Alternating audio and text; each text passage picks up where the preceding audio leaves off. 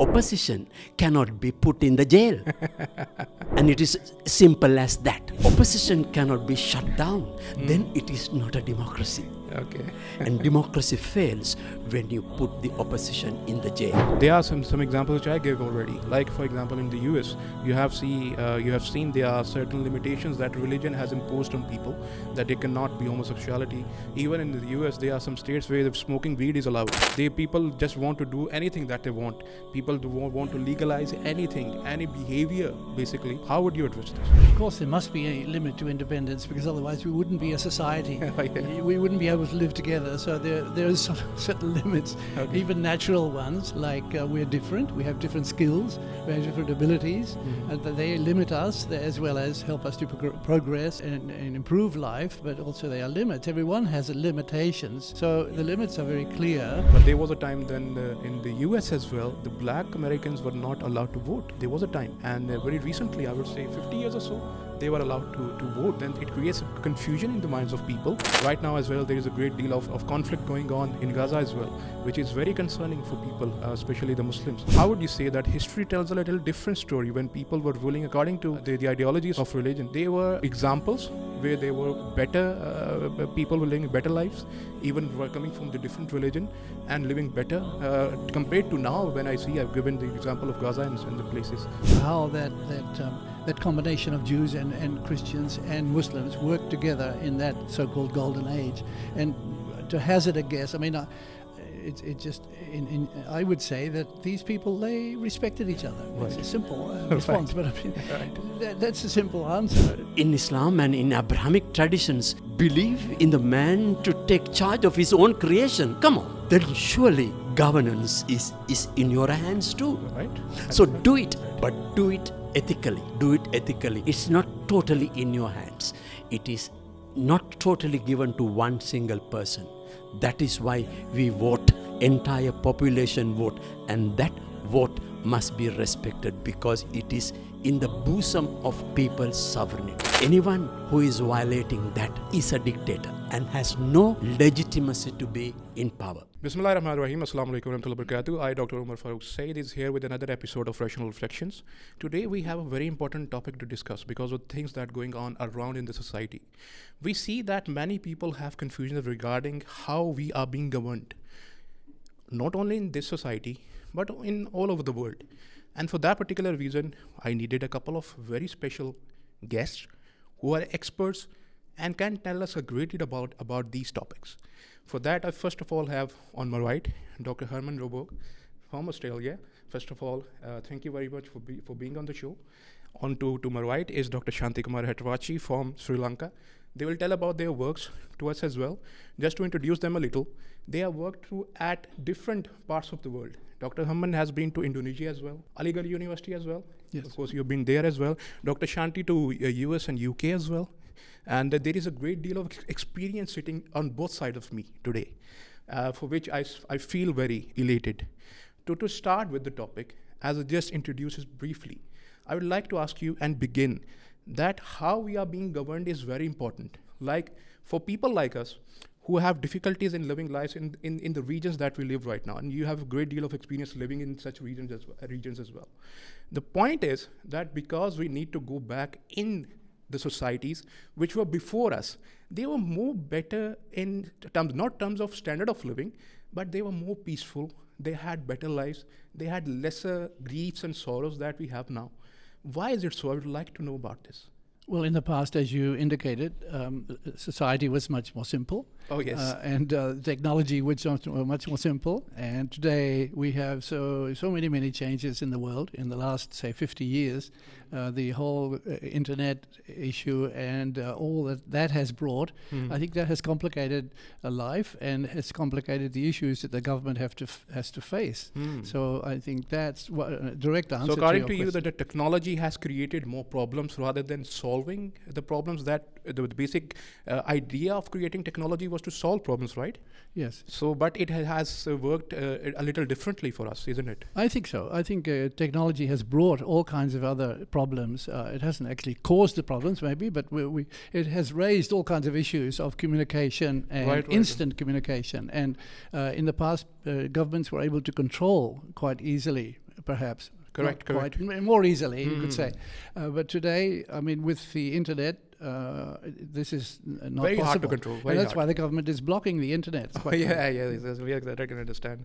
Just coming to Dr. Shanti, because this is where we have to understand the concept as well. And you've done a great deal of work on this as well. And I would like to ask you something regarding social democracy. Because here we are very ignorant about this topic. I don't know the reasons best known to people. They are not even interested in knowing such things, and we need to feed them. So this is what we are sitting here today. This is the exact thing and the purpose of this. I would like you to tell me a little about this, the idea of social democracy, because people, when they will know a great deal about it, in only then they might be able to benefit from it. So please do tell us about it. Yeah, as much as in anything else, social democracy also has its own evolutionary movement, journey from the Greek Athenian concept of very simple way of asking questions and then getting a response in a gathering and respecting the views of other people. And they thought that the Greek model of Athenian model of democracy.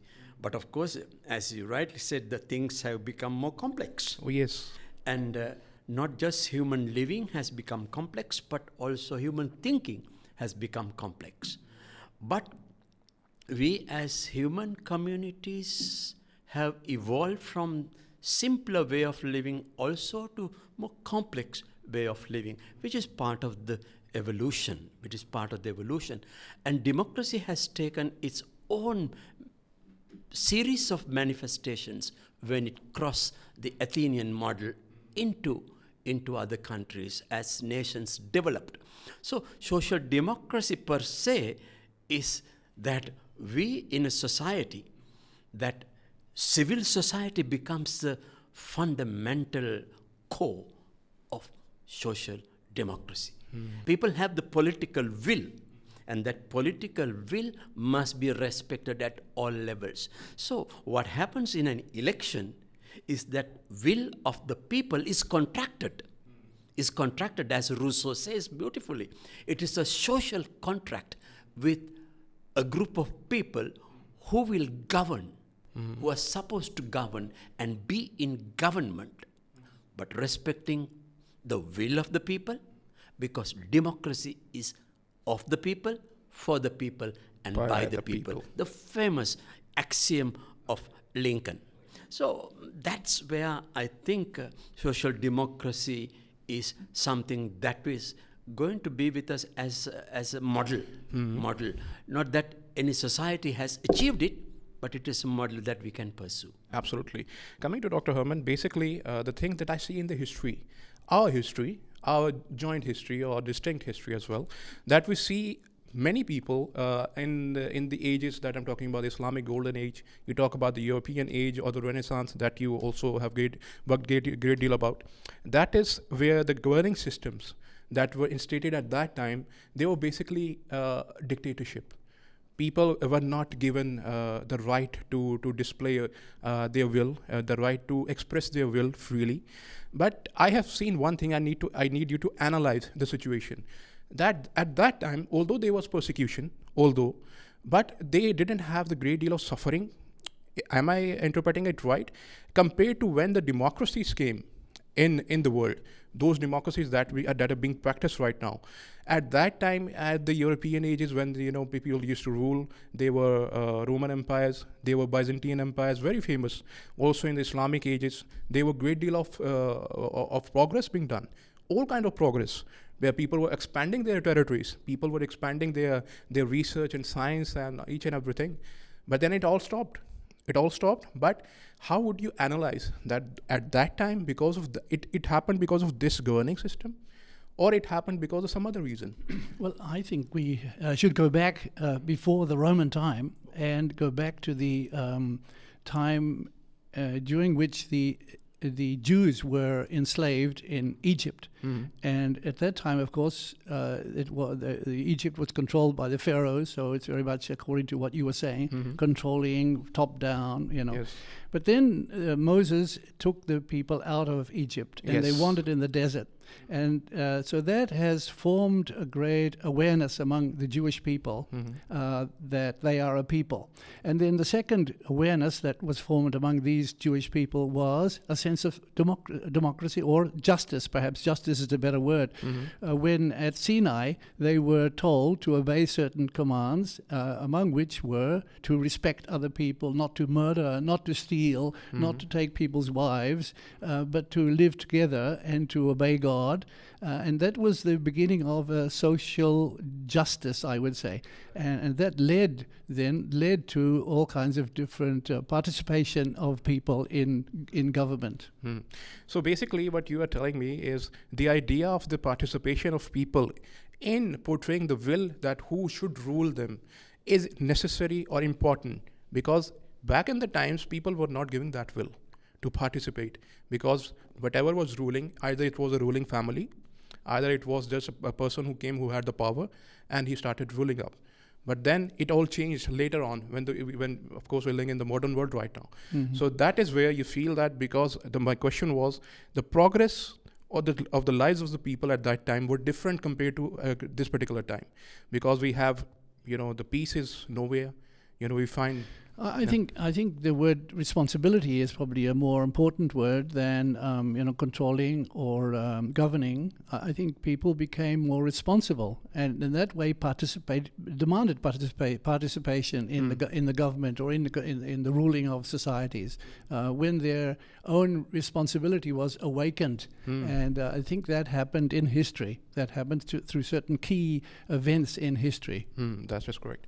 So, Dr. Shanti, basically, we all do know that there are troubles. They are suffering. I think the suffering is the right word.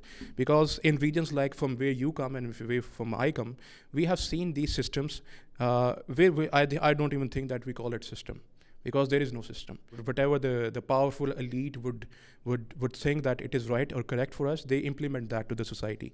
How do you analyze that even using the word democracy in such reasons and then practicing whatever they do right now, how is it justified according to you? See, Omer, the election or the universal franchise comes into humans dealing with their behaviors and their patterns of work in history of humanity is very interesting. How they come into governance, more sophisticated governance. Democracy, in my view, is a sophisticated governance. It's an important ingredient of sophisticated governance, or sophistication of governance. But it is not the ultimate, probably, because there are gaps and deficits also in types of democracies we have across the globe. From other side of the Atlantic, the US and the Canadian model, and if you come back to the European, there are several, and most celebrated out of that is the Westminster model. Oh, yes. In which there is no constitution. It is acts of bills. It's bill after bill after bill, coming from the Great Freedom Charter, coming to us. So, but whereas British colonies, Pakistan, India, Sri Lanka, for example, because we are in the region, I'm bringing those three examples, they are stuck sometimes with a constitution that they have created for themselves to ease up governance. So there is a gap, not just a gap, there is a conflict between governance and the constitution that they have created for themselves. And this is a stalemate of governance. This is a stalemate of democracy, because there is a political elite that is being created, and this elite becomes the cynosure, the pragmatic individual or the system that governs. Now, that is not democracy. Oh, yes. I think the word, the constitution they have created for themselves is very categorical. Thank you so much for saying that. A question coming to both of you, starting from Dr. Herman, that we need to analyze different governing systems because there has to be a very, if not greatly, but at least a very crucial part of religion, because we have to discuss the role of religion in all that as well. We know that in those times which I was talking about in the beginning, like the Pope have a great deal of authority. The Pope would say something and it will be the law. It would be that has to be followed. Of course, the Templars would disagree. I'm not talking about the Templars or the people who would disagree to that. But religion had a great deal of, part to play in it. Similarly, in the Islamic world as well, religion had a great deal of thing has said have to that say in politics at that time, even at this point as well. But my question is, how would you analyze the systems of governing that come or hail from religion, first of all, or a secular system that is instated in most part of the world right now? Would you say rather that the religious governing models were better, or would you, in your opinion or your analyzation, according to you, is the secular one is better? Well, maybe I could just describe the experience I had in Indonesia, because I lived there for almost 2 decades, and the Indonesian democracy is based on 5 principles, and they call it Pancasila, which means 5 principles. And one of those principles is democracy. And another one of those principles, though, is belief in one God. So I think and there are other principles as well. But you see, Indonesian society has in some way been able to use these principles as a guide or as a light or as a beacon, and it doesn't demand one particular religion. It doesn't say that our democracy or our constitution is based on one religion. It says it's based on belief in one God, and all kinds of people can accept that. In Indonesia, you have Hindus, you have Muslims and Christians, and all kinds of other tribal people, and they can all accept this system, if you like. Of course, it had to develop as a system. It was the 5 principles are not yet a system, and so they spent years and probably still developing this system. How do you develop these points into a system? But I think it's useful for us to remember that if religion plays a role in politics or in government, it's supposed to guide, and it's supposed to facilitate, and not to dominate, or not to segregate, not to divide people into different categories, but to try and help them to unite as one nation. And I think that is connected also with what you were saying about the Pope and about the Catholic Church. We look today, we look back, and maybe we look rather we see it as a negative, or as a as something which wasn't very useful, something which we'd like to leave behind. But and that's fine, because we are all progressing, developing in a very, as we said before, technology is making the world very different. So we can't just imitate what happened in the past, but I don't think we need to be too negative either, because in those days, the church or the Pope, if you like, he did unify the people, and it was a kind of by order, and it was by control, if you like, yes. But the people accepted it, and were basically united in their obedience to this Pope, and that caused certain welfare among the people as well. So there is a positive part to it. I think so, yes. There is positive in that as well. So coming to Dr. Shanti, the same question, but a little differently.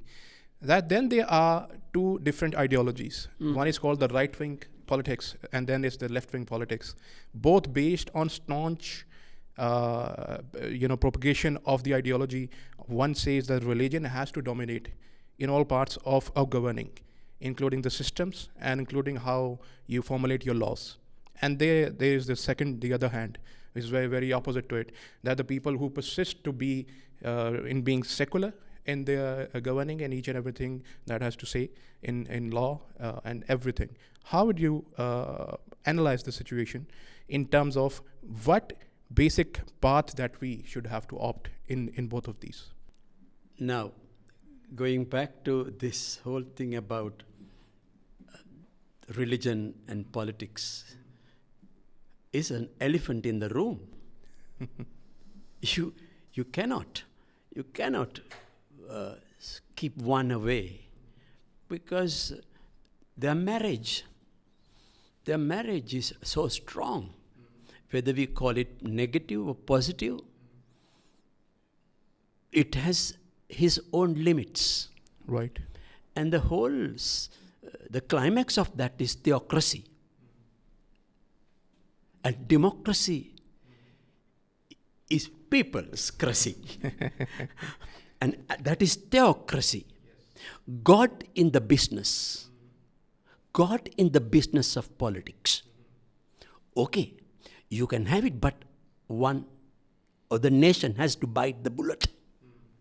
And it is a very hard bullet to bite. Because you bring the theology of the sovereignty of the divine into the constitution. Then the mandate given by the people is legitimized by the theological interpretation of that divine sovereignty. Yes. If you are dealing with democracy, it's not divine sovereignty, it's people's sovereignty. And the political representatives abide by the mandate to respect, honor people's sovereignty. And there is no going away from that. That is why there is a problem with those who want to have religion mixed in politics. And that is untenable. That is untenable in modern times. So, right and left of politics, or right-left politics, is post-Marxist. It is post-Marxist. So, you can then change the world, divide the world into left and right. And who is in the right now? Who is in the left right now? We don't know who is in the left, who is in the right. It is populism. It is political populism that is leading democracies right now. So in my view, that in some ways democracy is bastardized. Democracy is taken for granted through elitism, populist elitism, right across the globe. You can name all that in South Asia. And you take in the Far East, including perhaps the big economies like the United States, and heading for presidential swearing ceremony. And you can see after that, it's already being spoken as a very deeply right-wing, elitist, white supremacist agenda that is coming up beyond the big pond, beyond Atlantic out there. You need to see that, how that is going to influence the rest of the world. And that is where even the socialist thinking will be wiped away for permanently. That is why the smaller nations must continue to revert back to a sense of people's sovereignty. And civic bodies, civil society must engage continuously to influence, impact on the elitist politics, especially in South Asia. That's right. That is right. So, coming to that particular term which Dr. Shanti referred to, I would need to ask you, I really do, that what is your opinion on theocracy? Because I have seen that in the Christendom as well, that people bought the idea. So is it about, if people buy the idea of a particular ideology, be it theocracy that I talk about, so you have to accept it as such, whatever the idea is. Even right now, there are political parties in this country as well, right-wing parties, who are of the opinion of the rule of theocratic rule, like you would understand it better. How would you give your opinion on theocracy that was there at that time and now how would it apply at this particular time? I suppose we need to investigate the definition of theocracy. Okay. You know, what are you talking about? I mean, it's changed from period to period in history, and I think. So I'd really like to ask you, first of all, what kind of definition of theocracy do you have? And I think the thing that I have in mind, because it comes from two words, because theology and then theocracy, the rule of the people, or the rule of religion, or the rule of religion over the ideologies of people who are governing a particular state. Yeah. Well, if you ask for my personal opinion, I would be probably very critical of the rule of religion. Whatever religion, I would personally be critical If of people that. buy the idea of that, If people buy the idea, of religion ruling a particular state. yes. Well, I think it's if they do, that's their business. I mean, if they choose that, then what can I say? If that's what a whole people want, then I would just be critical. That's all I can do.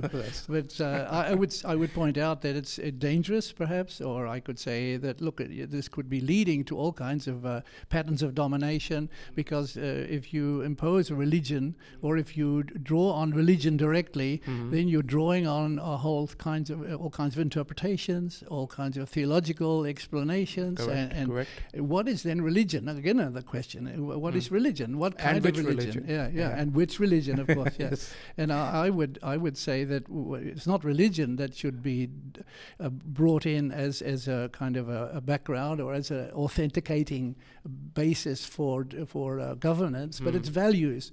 I would stress the word values. That's there, and that has to be there. I mean, democracy, governance, politics without values is also nothing. And we need religion, if you like, the word religion, because it brings values. It brings very important values to society, which without these values we cannot live. We cannot live together. So there is a place for religion, but that's what I'm saying. What do we mean by religion? If religion is theology, is interpretation, specific interpretations by certain schools of thought or something, then I would say it's very dangerous. But if religion is the values that came to the people through the beginnings of the Abrahamic religions, and I was talking about the Jews before, the way that they developed, the way that they emerged from the desert with clear values, with very strong values, that has persisted right until today. And those values are still important today. Correct. And we need to rediscover them again, these values again, so that we can really embrace them. So we're not trying to embrace religion, we're trying to embrace the values that, if you like, God revealed, if you wish. You could say God revealed them. They come from God, and they were expressed in religious patterns or religious formations. But the important thing is, what kind of values does religion bring? That is very important. But another question that would also arise from this is the rule of majority is a little tricky word or tricky ideology. In terms, I've seen many people say that 51% decide and 49% oppose. But the 51% will get whatever they want, the 49% will not get whatever they want. The things become very tricky when things are a very recent event of the election in the US. We saw two parties from the right and the left, contesting against each other. The Democrats, of course, have always been the leftist, and the Republicans are always the rightist.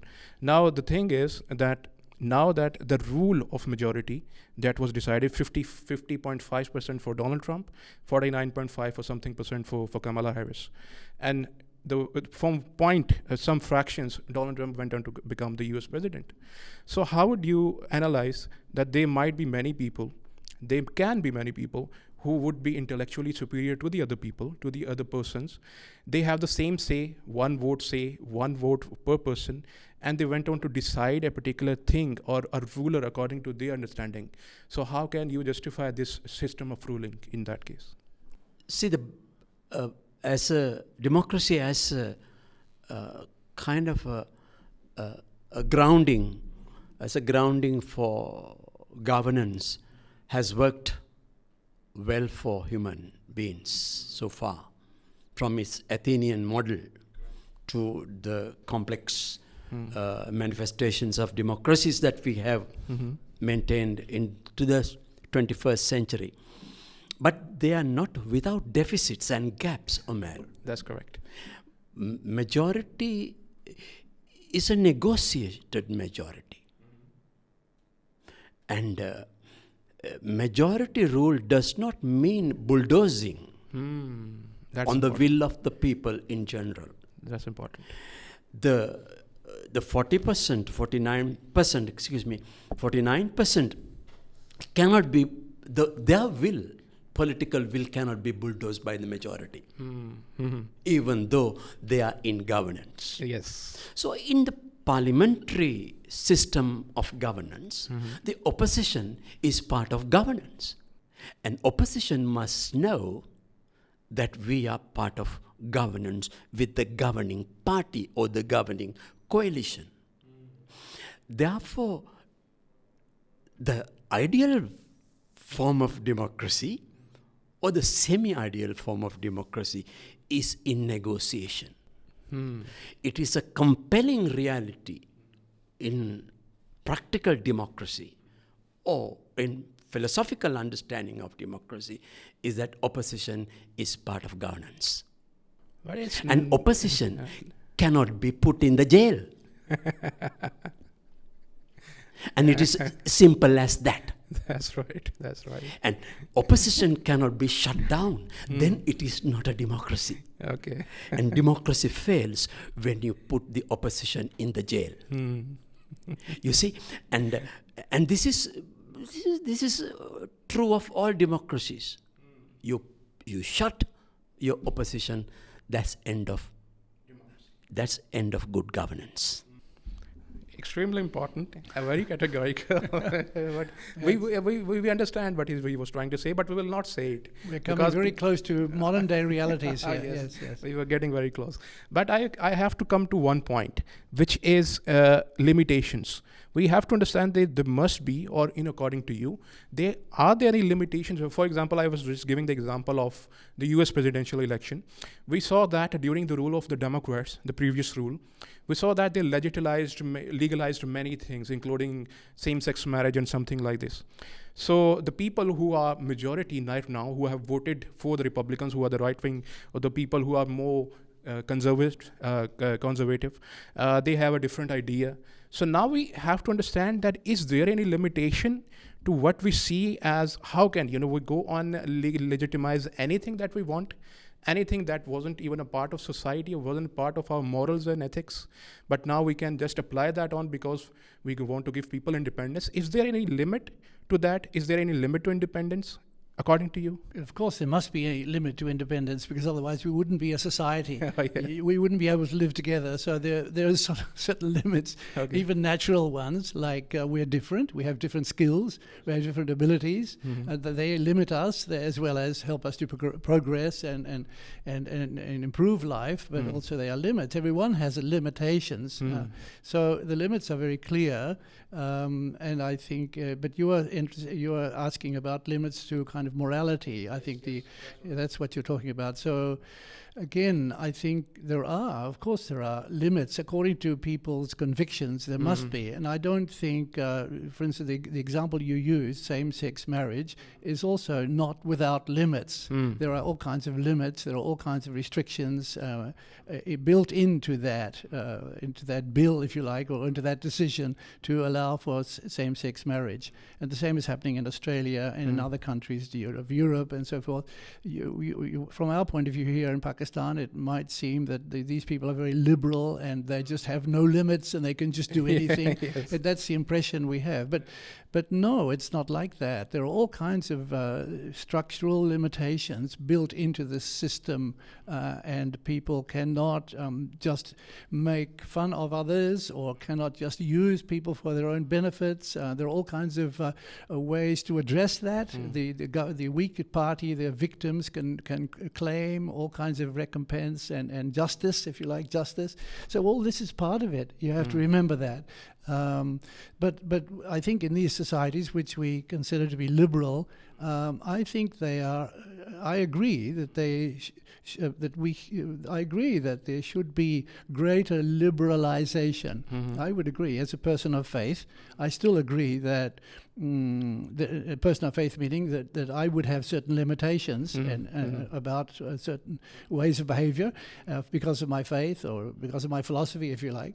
But I agree that as people grow up, as a society grows up, and especially in modern technological society, education is increased. People have to make their own decision about these issues. For example, the same-sex marriage and so many other issues.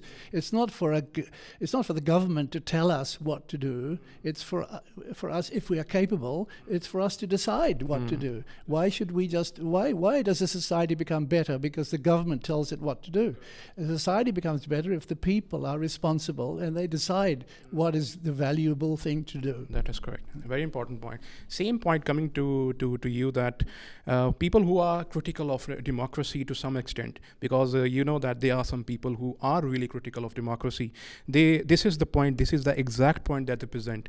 The point of morality, which I discussed with Dr. Herman, that there are some examples which I gave already. Like, for example, in the US, you have seen there are certain limitations that religion has imposed on people, that they cannot be homosexuality. Even in the US, there are some states where smoking weed is allowed. So these are the things that those people who are religious, who are right wing, they are critical of democracy because of these things, that there are no limitations basically. People just want to do anything that they want. People want to legalize anything, any behavior basically that they want. How would you address this? You see, Omer, United States is not the best model for modern sort of balanced human living. It's they have their own ways of doing things, how they become from a wild west to what they have come up is admirable. Right. But that doesn't mean that we have to ape it. So, and the whole debate on morality and social behavior comes out of movements in the United States. Right. And that those movements are actually, they come out of the religious ethos itself. Christian, indigenous, Jewish, and then later on others who have come. And also it's influenced from the southern South American and Latin American world. And the Americas are bigger than the United States. And it comes out of pro-life and pro-choice. Pro-life and pro-choice. That's the two biggest movements that even decided on who goes to White House. Who goes to White House. And this time it didn't come up because a sharper end of the political spectrum, which is the immigration issue came up. And of course, the late coming of the Democrat candidate, Madam Harris, those were deciding elements than the pro-life and pro-choice. But the American society must be understood from within these movements. Therefore, what is applicable in the United States is hardly has any value, even in a place, white population dominated place like Australia doesn't function like that. Australians don't like to ape United States, even though economic terms they would like to. That's why Dr. Mahathir Mohamad tell, why can't the Australians be Asians? Right. The whole thing is the white subconscious inability still to be part of the region, related to England, where the prisoners were brought in, and then aping United States. Therefore, we have come to a position in human behavior, in human consciousness, in our governance, how people think, and how attitudes and moralities form, also has its own complex behaviors. So a model cannot be aped. Model should be indigenized with local realities, with the context. That's right. Then it is the best way that we can have certain morals and codes of ethics and ethical norms. And that is important for value formation. That's right. It's a very important point which Dr. Shanti pointed out. And I would like to ask you the same point in a different way, that there are democracies being instated in the West since a long time, really long time. But there was a time then in the US as well, the black Americans were not allowed to vote. There was a time. And very recently, I would say 50 years or so, they were allowed to vote. And then it creates a confusion in the minds of people that the democracy that you talk about is not only about the US, as Dr. Shanti said, it's only not about that. It's about the problem of racism is even in Europe as well, the discrimination that we see.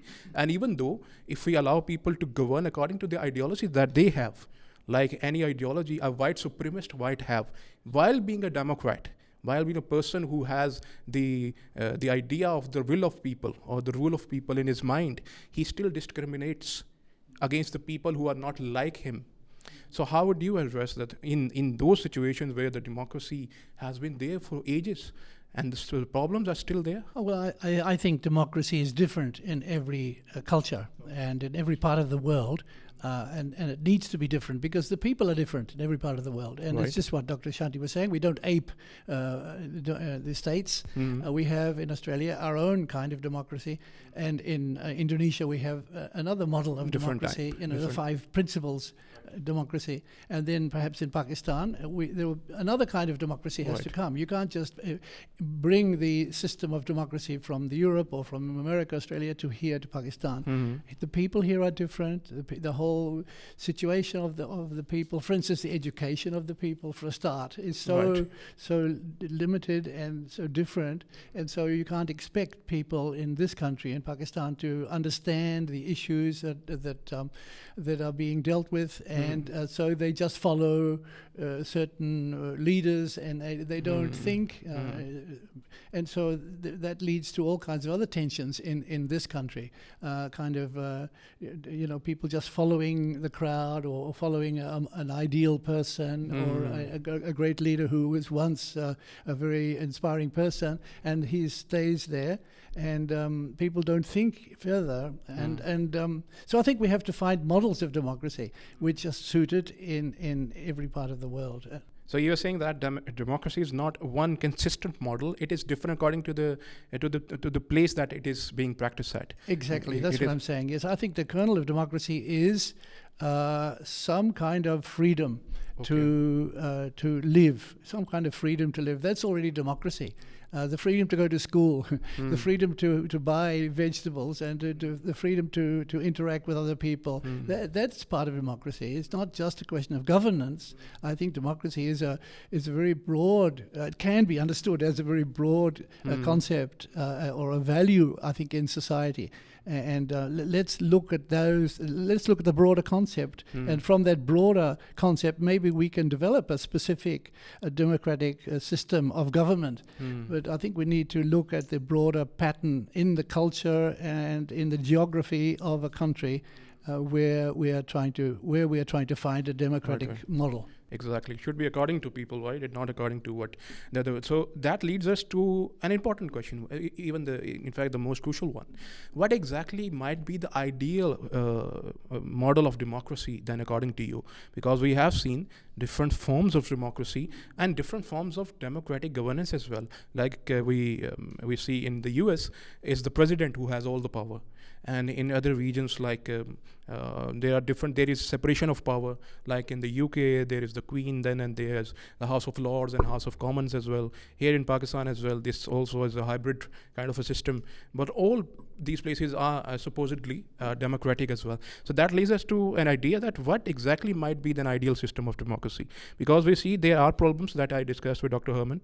There might be problem in the Europe as well. They would see discrimination against people, although they are democratic, although the people who practice and propagate the freedom of each and everything, including speech, including existence. Everyone should have equal rights, human rights, but there is still discrimination against people. So how do we understand an ideal model for democracy in that case?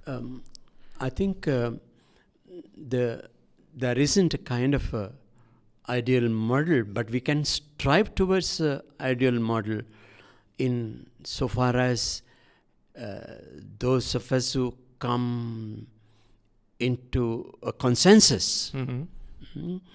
And ideal form will come in a consensus and compromises. Okay. So the best form of governance, which is a very significant aspect of democracy, is not the totality of democracy. Governance is a very significant aspect of democracy. That must come into play with compromises and consensus. That is why I said, in my previous comment, I said that opposition is integral to governance. Right. And opposition cannot be shut off. That must be, and that is a healthy form of governance. Because state is full.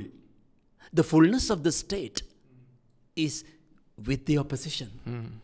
Otherwise, it is a half-baked state. And if it is a half-baked state, the state is dysfunctional. If the state is dysfunctional, and governance that sits in the state, that holds the state together, is flawed. And that is the tectonic line, the fault line of governance, is when you don't create a state that can protect its people. And that is the biggest challenge for us in every country. That's right. And to my surprise, I would like to mention a little bit of a back history to what I was thinking when I was preparing for this podcast. That I've seen some parts of this world or region, some that are very famous, that have gone through revolutions. Those revolutions were led by very famous people. And the people who were leading those revolutions, like Ernesto Che Guevara, you would know him, very famous person, and very respectable for the people that he belonged to. And he was also executed later on in Bolivia. People like him, people like Nelson Mandela, was from South Africa, where the people were like the blacks were persecuted and discriminated against by the regimes, of course, coming from the UK.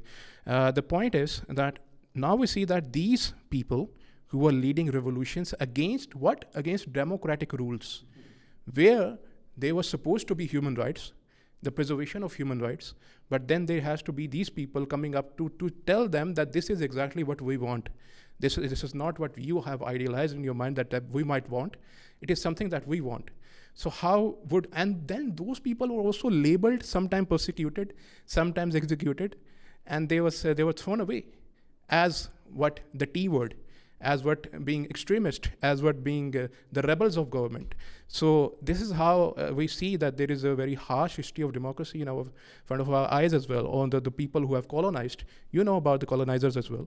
So how would you say that all these people who have come up have an importance in history and right now as well?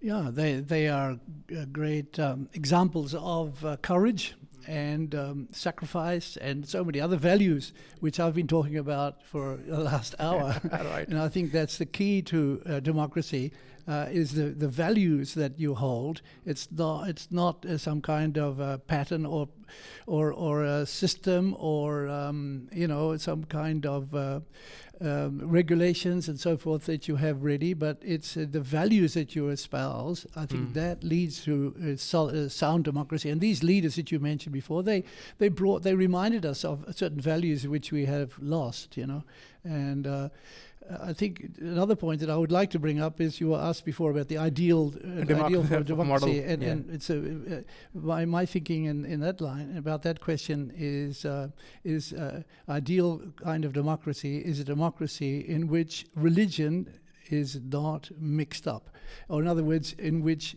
religion is not playing a key role. Religion as an institution. Religious values, yes, and that's what you are pointing to. These heroes of the past, they brought, if you like, religious values. You can just call them human values. That's okay. The human values, religious values, much the same. These people brought religious or human values back into society, and they had died for it. But that's what they are stressing, that democracy is not a question of institutional religion. And I think when religious leaders who are institutions as leaders, and when they get mixed up into politics, when they start dictating how politics or how government should develop, I think that's the beginning of the corruption, and that's the beginning of decline in society. And that's what we're witnessing, I think, in some places around us, where religion is mixed up too much in politics. Wouldn't you say that if I analyze the history, basically tells us a different story? Because there were no very famous narrative back in the times when the Muslims were ruling Spain. And at that time, the Muslim Spain, the Jews which were living the Muslim state, they used to say that this is our golden age under that diaspora, under the Muslim rule in Spain. That is the ideal time that we spent under, and that was an Islamic state. Of course, we know about the history of relations between Muslims and Jews. Right now as well, there is a great deal of conflict going on in Gaza as well, which is very concerning for people, especially the Muslims. So how would you say that history tells a little different story when people were ruling according to the ideologies of religion? They were examples where they were better, people were living better lives, even coming from the different religion and living better compared to now when I've given the example of Gaza and the places. Well, I think we have to examine what actually was that golden age, what made it a golden age, and so you need further study to see how that combination of Jews and Christians and Muslims worked together in that so-called golden age. And to hazard a guess, I mean, I would say that these people, they respected each other. Right. It's a simple response, but I mean, that's a simple answer. A golden age is when people start to respect differences, not just demanding that you think the way I think, and that you accept my religion or something, or that you at least follow. You may not accept, but you have to follow my religious principles. Even that is a dictatorship. Even that is imposing, dominating, and perhaps that didn't happen in that period, that golden period. The Muslims didn't impose their religion at that time, but they respected the Jewish religion and the Christians, and they all lived together for hundreds of years in that atmosphere of great respect. One great example coming was in mind was the Treaty of Medina that was signed to live in peace under the same at the same place. The treaty was signed to live in peace. At that treaty, the Treaty of Medina, you have to know about, right? Of course, yes. So that is somewhere an example comes to our mind that maybe it can be in terms of treaties can be signed, that the people can survive and live at the same place without having conflict. Yes. There has to be respect, right? But there has to be checks and balances as well, as I indicated earlier. It's not just a liberal situation where everybody can do what they want. Your word, limitation. There are limitations, and my word is checks and balances. And that in a modern democracy, there are real checks and balances, and that's what holds the society together. But it's not some kind of one person holding society together. It's not one religion holding society together. It's the responsibility people feel, and then the checks and balances which they create, that holds society together. Right. So there has to be something that the United Nations have to do regarding the things that we discussed. But then it takes us to a point that is United Nations organization is even capable of doing the things that it claims. Basically, I have seen, and you have also seen, that the democratic colonizers have done tremendous kind of works. And by tremendous works, I mean both positive and negative works in the places that they have colonized. There are some regions like where Dr. Herman comes from, Australia and New Zealand. There was a very famous haka being performed in the New Zealand Parliament recently as well. Why? Because there was a treaty signed in 1840, which they now want to revoke the Kiwi Parliament. So now that people are coming to different, because treaties have to be sacred, I think, when they are signed. And on the other hand, we have seen that the colonizers have different democratic colonizer. Again, I would say, whensoever you are democratic, and then you colonize a particular place, and then you want to instate your ideology and your idea of rule on that particular region where you are colonized, which you are colonizing. How would you address that? First of all, what is the need or the purpose of UNO in all that? Because human rights have to be preserved by them. It is their duty, right? But then there are people who have taken the name of democracy and done all kind of horrible things as well, not forgetting the good things that they've done. So how would you then say that whatever is the situation in this? Yes, Omer, from the League of Nations to the creation of United Nations is a big leap. Right. I consider that as a big leap, as big as the leap by Neil Armstrong on the moon in the 60s. That's right. It's a big leap from League of Nations to include the former, both the colonizer and the colonies. Right. Both the aggressor and the allied parties. It's already a treaty towards a multipolar world. I think it is a good model towards a multipolar world in the 21st century, even though it was created in the 20th century. Right. It has its kind of, like Alvin Toffler says, the future shock. To feel the future shock, there's already a body. But this body has its own deficits, like the veto power. It must be revisited. Mm-hmm. It must be revisited. So the construction of it is fantastic, ideal for this century. Mm-hmm. Going into the 22nd century, perhaps none of us might live. But doesn't matter. But there is potential in this to create a bigger animal that has the potential to help global governance. So UN must take that as a challenge. Can they even do it? Yeah, they can do it, but it must be kind of reformed in some way, where the smaller nations will feel at home. Mm-hmm. Where the smaller nations feel at home. But of course, the international relations are in a kind of a disarray, and diplomacies are in a bit of a disarray, and some have undermined the role of United Nations in a big way. For example, undermining of the ICC by several countries is in a bit of a issue. Mm-hmm. Of course, during the recent war, of course, we have gone for a truce yesterday in Lebanon. That might give us some direction of hope. But hope they will do the same with Gaza, and then can maybe revisit all that, because at the moment it is. But your point messy. is that some reformations are needed, are required for even in the UNO as well, because they are not been able to intervene in order to make peace. This is what their purpose is. Yeah. Their purpose is to make peace in the world, but they are not been intervening enough in order to make the peace. Yeah. Right. So that also takes me to, because we're coming to the end of the podcast as well. And one very important point is still left to be discussed, is that we have seen, as I mentioned, we have seen some horrible things happen that the name of democracy, including the most horrible one, which is war, which is colonization of different regions as well. Also the name of democracy, what can even go more wrong than war. War is also, even we are also witnessing that right now in this world as well, where there's democracy and the wars are going on. Nobody gives a damn about it. So now we have to see that all these regions, when I see in history, that they have the rulers of that particular region had the power, have done good things as well and bad as well. Like we see the Chinese side of the world. We see Mao Zedong has done great good to the people, to his people. But it was one person who had the power to do good to people, and he did. So it was the person who led them to goodness. Then there are people who are one people, like the one we cannot mention coming from Germany.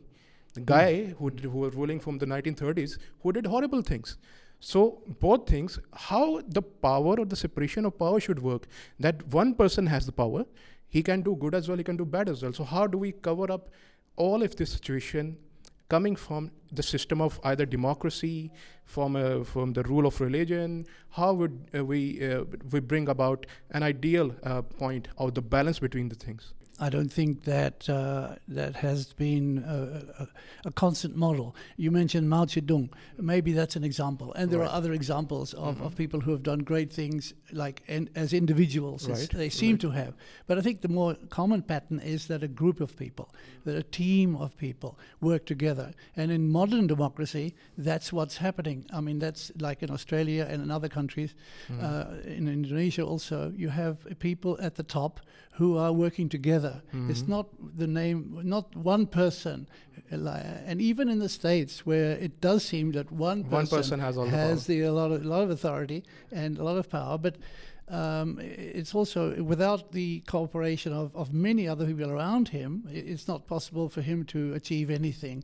And so I think the democracy we're talking about is where people work together as leaders. And can they do that? That's the question. That's the question. Can they do that? And what's stopping them from doing that? And of course, we all know the answers. These are human issues. Sure. I think I will continue where Dr. Herman stopped probably. You see, the Southeast Asian are big about Singapore as a model. Lee Kuan Yew is called the benevolent dictator. All right. He's described as a benevolent dictator. Now, that has all kinds of implications. You can be a dictator but as long as you are benevolent. We have seen many examples of dictators ruling the region so peacefully, like as you see in the Maldives, in the Brunei Darussalam. Brunei Darussalam, there's a guy ruling for about 50 years, and I haven't seen or heard about a single crime being done at that place. Very peaceful. Okay. Single guy. And the other model in South Asia is Bhutan, state of Bhutan, and Bhutan. Oh, Bhutan. Yeah, okay. See, is a king, but king renounces. King says, I don't want to be the king. He says, all right, this is no longer regal governance now. You must switch on to democracy. The king proposes based on Buddhist principles of governance, Buddhist philosophy of politics. And he, for example, he says, they created the happiness index, global happiness index. How? It's economics, but sufficiency economics. Right. That it is enough. When do we say that it is enough? And so I think we have to adopt something like that. I'm not asking to model Bhutan or Buddhist principles of thousands of years ago, but that model of governance that makes people in Bhutan happy. And that's something that we can have a look at in our day and age, I thought, in terms of governance. Absolutely. And that also takes us to the end of the podcast. It has been very eventful. And to give a finishing touches to that, I would like to say that there have been several different formats, several different types of democracies that we have seen. Even if I see in the beginning of the Islamic caliphates, that I see the history of the Rashidun Caliphate when they had to choose a caliph. They would go and survey around the suburbs of Medina and suburbs of the region and ask about who do you feel comfortable about. There were two candidates and they were sacred to people, but they will ask that who do you feel, like in case of Usman and Ali, who were people who went and see, and then they did the survey and asked people that who do you feel comfortable about, who should rule you. And people gave their vote, people gave their opinion. And then, according to the will of people, who they feel comfortable about, and the person and the caliph was selected. Somewhere, I have to say, the people who are in charge, they will, coming from the political elite, of course, we cannot change the system of governments or the countries that we are in. But then there has to be that, this came to me as a surprise that in Bhutan it happened. Something like maybe has to happen in the regions that we come from. That people should start realizing that we have to give up power sometimes as well. We have to comply to the will of people and rule accordingly. I think, how would you give your final comment on that? Yes, I think the challenge, therefore, is for religious values to come into politics. Before I said religion should be separated from politics, and what I meant was that the institutional religion, the religion of the leaders, they should not be actively involved in politics. But the religious values of tolerance, of respect, of giving up power, of allowing another person to come forward, facilitating other people, working together as a team, forgiving people their limitations and faults. All these things are part of religion in the deepest sense of the word religion. And these values are what we need today. We need to practice them, and that will lead to a more healthy society. And your last comment for also that we also need to tell people that religion do not stop you from expressing your will. It doesn't stop you from choosing the guy that would rule you. Religion does not, because even here in Pakistan, the constitution says that nothing should go against Islam, but whatever is in the fold of it, under there you can do anything. You can make a constitution, you can do anything. You need to tell people as well that religion is not against the democracy or the democratic system. It is what you should practice with more ideological or more God consciousness, maybe. That might be the right word. You need to tell people that religion is not against that. It might favor the ideal system. So what would be your last comment? See, Omer, religions are a cultural product. Sociologically speaking, all religions are a product of culture. It is contextual. And the God factor might be there. And the God factor is significant. But God speaks through culture. Right. Come on. Right. Right. Because he's also the God of culture. Right? So if that is the case, I think the people who are in a particular civil society must be enabled to govern themselves. God cannot be seen, but God has given total responsibility in the hands of custodians. And if God, in Islam and in Abrahamic traditions, believe in the man to take charge of his own creation, come on, then surely governance is in your hands too. Right. So do it. Right. But do it ethically. Do it ethically. It's not totally in your hands. It is not totally given to one single person. That is why we vote, entire population vote, and that vote must be respected because it is in the bosom of people's sovereignty. Anyone who is violating that is a dictator and has no legitimacy to be in power. Therefore, my final comment would be that civil society groups must be enabled, energized, because they hold the key to power, not the elected. That is correct. And to this note, we come to the end of the podcast. It has been really eventful, very informative, and I hope the viewers will get a great deal to learn from it. And I thank you for watching this podcast as well. In case you have any questions, do let us know in the comments as well, and we will do our best to take the questions to both these esteemed guests as well. And also for the next time, till the next time, it's goodbye. Assalamu alaikum wa rahmatullahi wa barakatuh.